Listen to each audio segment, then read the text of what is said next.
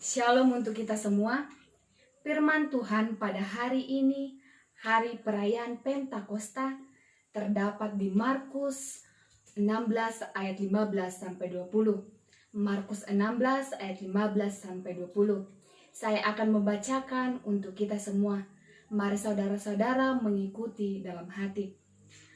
Lalu ia berkata kepada mereka, "Pergilah ke seluruh dunia, beritakanlah Injil kepada segala makhluk. Siapa yang percaya dan dibaptis akan diselamatkan, tetapi siapa yang tidak percaya akan dihukum. Tanda-tanda ini akan menyertai orang-orang yang percaya. Mereka akan mengusir setan-setan demi namaku. Mereka akan berbicara dalam bahasa-bahasa yang baru bagi mereka. Mereka akan memegang ular, dan sekalipun mereka minum racun maut, mereka tidak akan mendapat celaka. Mereka akan meletakkan tangannya atas orang sakit, dan orang itu akan sembuh." Sesudah Tuhan Yesus berbicara demikian kepada mereka, terangkatlah ia ke sorga, lalu duduk di sebelah kanan Allah. Mereka pun pergi memberitakan Injil ke segala penjuru, dan Tuhan turut bekerja dan meneguhkan firman itu dengan tanda-tanda yang menyertai. Demikian pembacaan firman Tuhan. Saudara-saudara yang terkasih dalam nama Yesus Kristus, hari ini ialah hari peringatan Pentakosta, yaitu 50 hari setelah kebangkitan Yesus Kristus. Topik pada hari ini yaitu memberitakan Injil kepada seluruh ciptaan. Memberitakan Injil haruslah inklusif, yang berarti bukan hanya kepada manusia saja, bukan hanya kepada hewan, tumbuhan, tetapi kepada seluruh ciptaan Allah, seluruh yang ada di dunia ini. Di sini manusia mempunyai tanggung jawab untuk memelihara ciptaan Allah.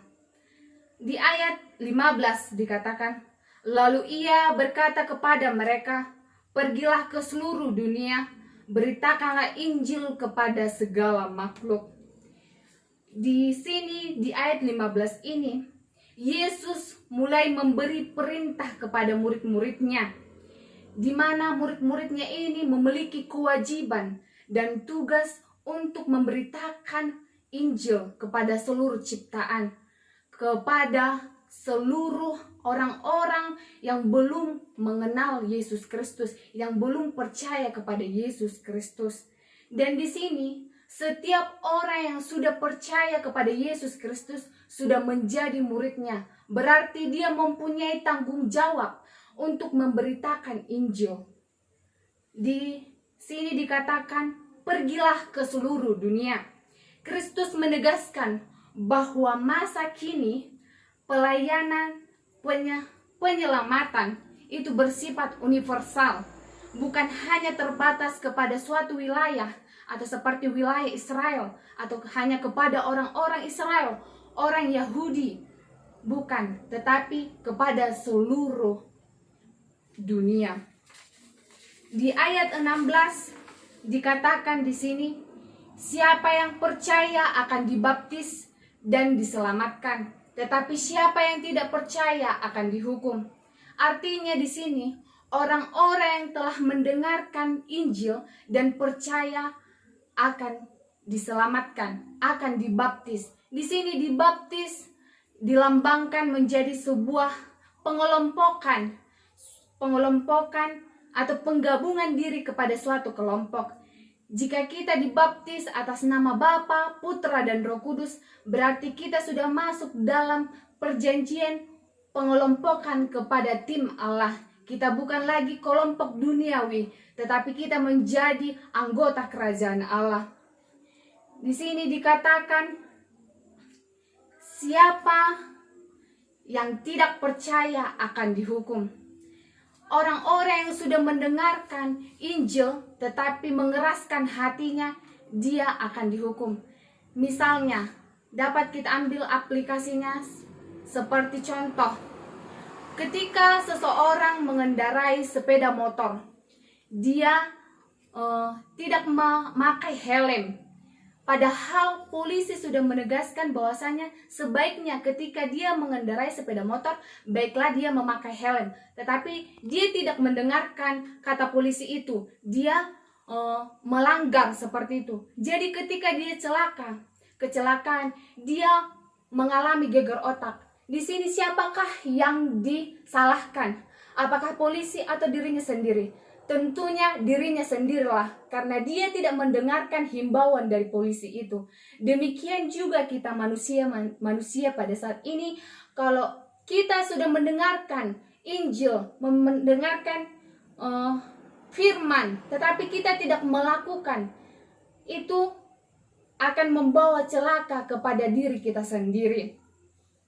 Di ayat 17 dan 18 di sini dikatakan, tanda-tanda ini akan menyertai orang percaya, menjadi bukti bahwa berita Injil itu benar. Allah mengaruniakan tanda kepada orang percaya yang mau memberitakan Injil.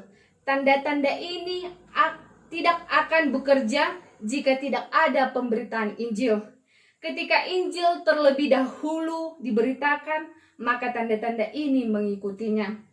Seperti Yesus terlebih dahulu memberitakan Injil, baru tanda-tanda itu menyertainya.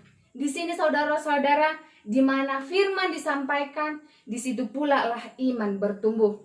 Di ayat 19 dikatakan, setelah misi pengutusan ini, Yesus naik ke sorga dan duduk di sebelah kanan Allah.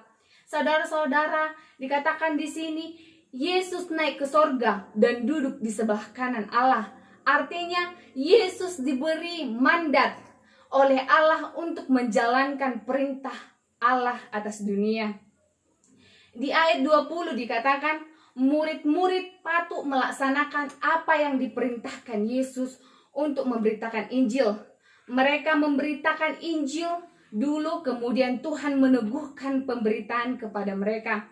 Janji dalam ayat-ayat ini masih berlaku untuk gereja Tuhan pada saat ini, di mana tugas gereja pada saat ini melakukan misi, melakukan pengkabaran Injil keluar. Dan di sini ketika memberitakan Injil, dan tanda-tanda itu akan menyertai. Saudara-saudara yang terkasih dalam nama Yesus Kristus, di sini kita ditekankan untuk melakukan pemberitaan Injil kepada seluruh ciptaan Allah.